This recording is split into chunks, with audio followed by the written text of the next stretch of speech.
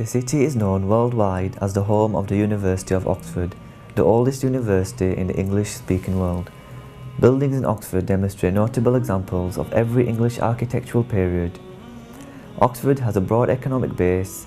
Its industries include motor manufacturing, education publishing, and a large number of information technology and science-based businesses, some being academic offshoots.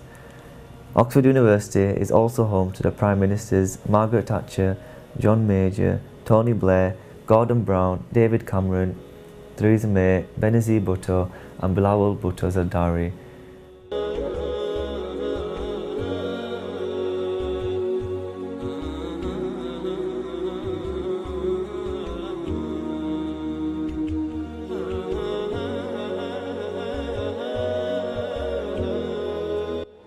So me and Talha have arrived in Oxford and the weather's beautiful, so today should be a really successful day of recording. So we're going to go around and record the unis and colleges and also interview tourists and students.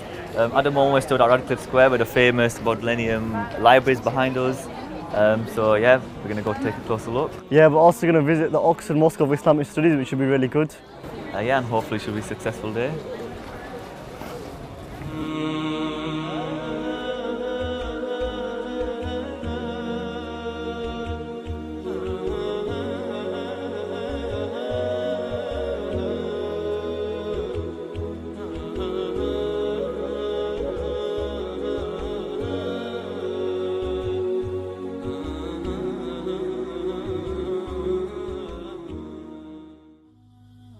Outside the Radcliffe camera, and I've got Will with us here, who's an Oxford student.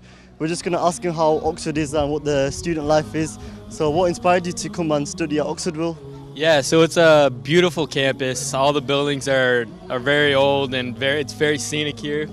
The professors are very esteemed and the student body is great. Do you think you get really good facilities and stuff like that? Yeah, facilities are amazing here, yeah. So would you recommend it, like motivate every student to try Yeah. and get into top universities? Yeah, for sure. This is the place to be, yeah.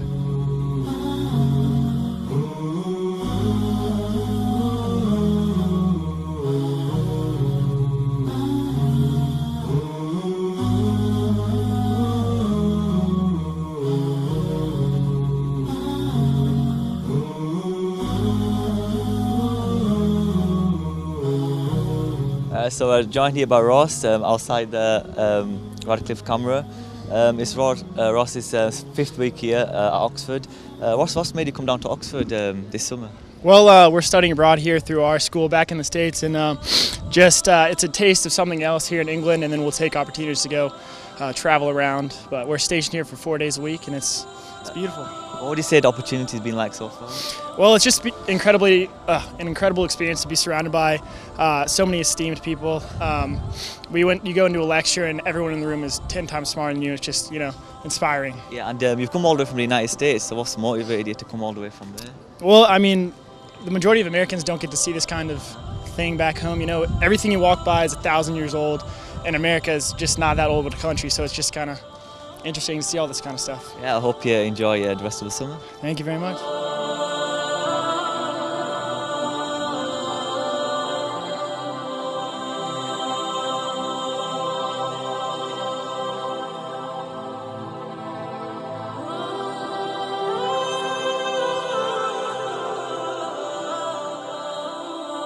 So we're stood outside the Radcliffe camera, which was made in 1737 and took 12 years to build. It's also become an essential part of the university libraries in Oxford, and it's used by a lot of students to come here and use all the libraries which have been here for years. Dr. Radcliffe, he was around during the 16th and 17th century, and obviously you can see he's had a huge impact on Oxford. There's loads of really famous buildings around here, and there's also a hospital that's been named after him. His reign still lives on, and I think it will for plenty more years. Yeah, and there's a lot of students and people we've met as well coming from the United States that, just to come see this famous building behind us. So you can see it's quite a famous monument in Oxford, and the name itself attracts loads of people from all around the world. Everyone from here, they're here to come and see the buildings named after Radcliffe. So obviously he had a huge part to play in the development of Oxford. And it also has a big part on uni students as well, obviously, especially people who are doing Well, actually, all subjects, Yeah. all subject courses, because all the books are in here. Yeah, because this library contains, what does it contain? All the books from the past. Every book, Yeah, every yeah, book so- ever published in England. It's all stored in that library. And obviously uni students that study, they can come to this library and yeah, go You inside can and see study. behind us as well how old the buildings is. You can tell by the bricks, you know, the really old buildings, and I think it stands out as well. It's in the centre of you know, other buildings, a centre of uni and colleges, which makes it more, you know, attractive to tourists, as you can see behind us.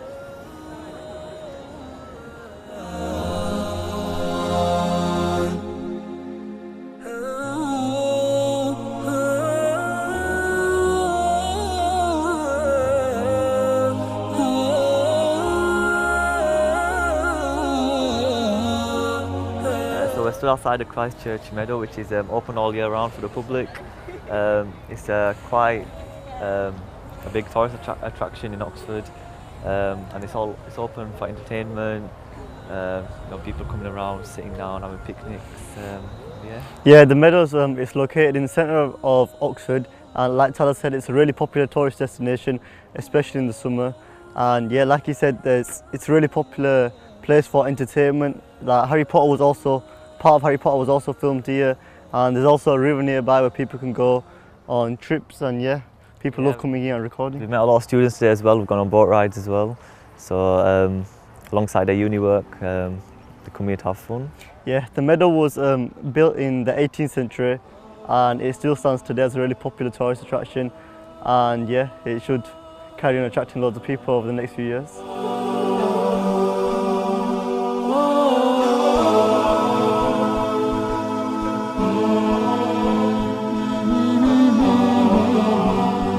I'm joined by Hadley, who's an Oxford graduate, and he's from, where are you from? New Zealand. Right, Hadley, what motivated you to come and study all the way from New Zealand? Well, it's sort of difficult to find places in New Zealand that will let you spend all of your time thinking about maths. Right. So you have to come to a place like Oxford where you're encouraged to spend all of your time thinking about maths. Yeah. And what made Oxford stand out from all other universities in the whole of England or any other country? Well, I mean, people in Oxford say that Oxford is the best university in the world. I'm not sure if that's true, but it's a good place to study because students here typically have a lot more independence. So you're encouraged to think for yourself and stand on your own feet rather than just taking a course or doing what a professor says. Do you think there's a good uni life as well and that there's a really good learning environment for all the students? Or? I'm not sure. Students get very different things out of it. Some Americans come here and think that nobody learns anything because the teachers are never prepared and the lessons don't make any sense. But if you want to come here and be your own person, maybe, and if you have the strength to do that, then it's a good place.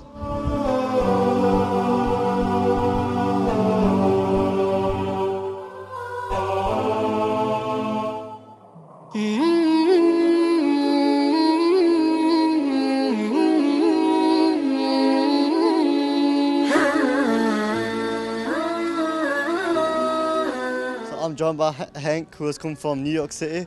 Hank, what's motivated you to come down to Oxford? Well, I heard from my friend about an academic summer program here. It sounded really interesting, and so I decided to give it a shot.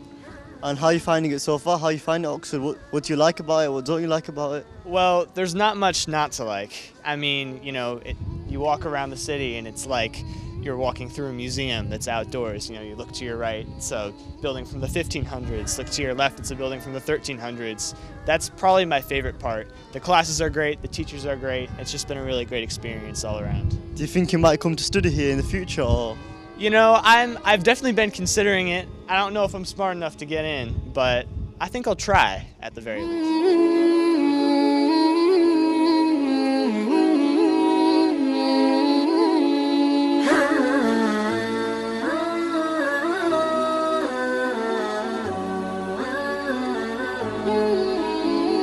So I'm joined here by Cara and Alexander, who have come here for the summer for a summer program.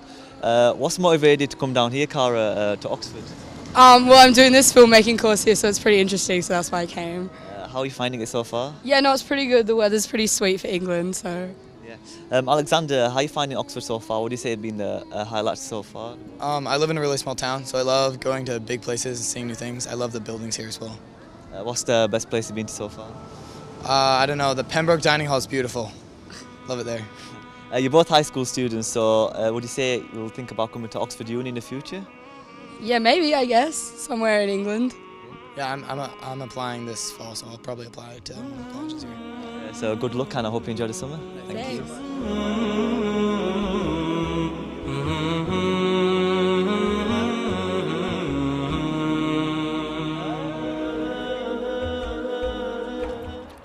Ranked as being the home of one of the best universities in the UK, Oxford is also well known for its industrial and technical history. Me and Salah here in Oxford, outside the mini plant, where all the minis in the world are produced. Morris Motors and Rovers was invented here and later on sold to BMW and Mini. The first classic Mini rolled off the Oxford production line on 8th of May 1959. The manufacturing launch of Mini in April 2001 marked the start of a remarkable new phase in the history of the plant. The very latest car production facilities was introduced in the £230 million investment programme for the new car range. Today, Plant Oxford produces 5 Mini models: the hatch, convertible, the coupe, the roadster and the 5-door hatch. Between 2012 and 2015, BMW Group will have invested a further £750 million in its Oxford, Swindon and Hams Hall plants, taking investment in UK production to £1.75 billion since 2000.